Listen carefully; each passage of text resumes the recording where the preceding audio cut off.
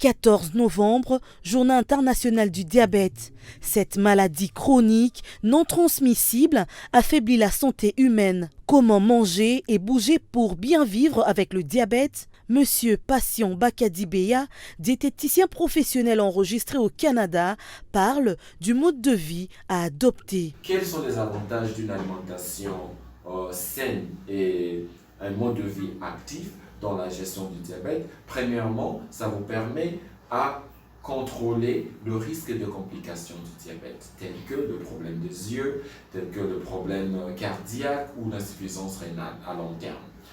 Deuxième avantage, c'est que tous les petits changements que vous pouvez faire auraient déjà un grand impact positif sur votre état de santé et votre bien-être. Alors, quelle est la différence entre le mythe et les faits sur le diabète? Deux fois, les gens pensent que si on vit avec le diabète, on ne peut pas consommer les aliments qui apportent du glucides. Par contre, on a besoin de ces glucides-là pour notre corps.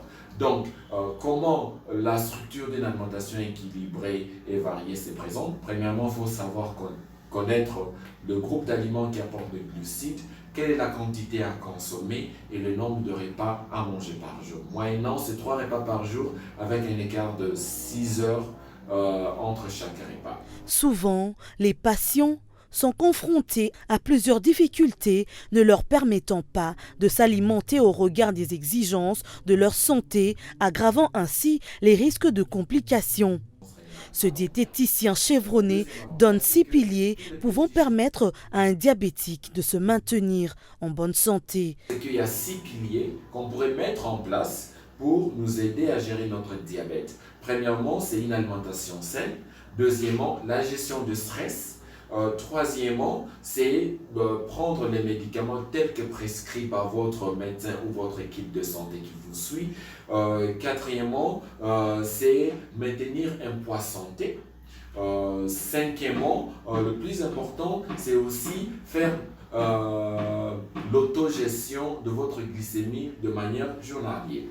Donc, ce qui fait assez que si vous suivez ces piliers-là, en tout cas, vous allez voir que ça va vous aider à mieux gérer votre diabète. Mais si vous avez plus besoin d'informations ou d'une consultation ou d'un appui pour gérer votre diabète, n'hésitez pas à nous contacter sur www.quishisma.org.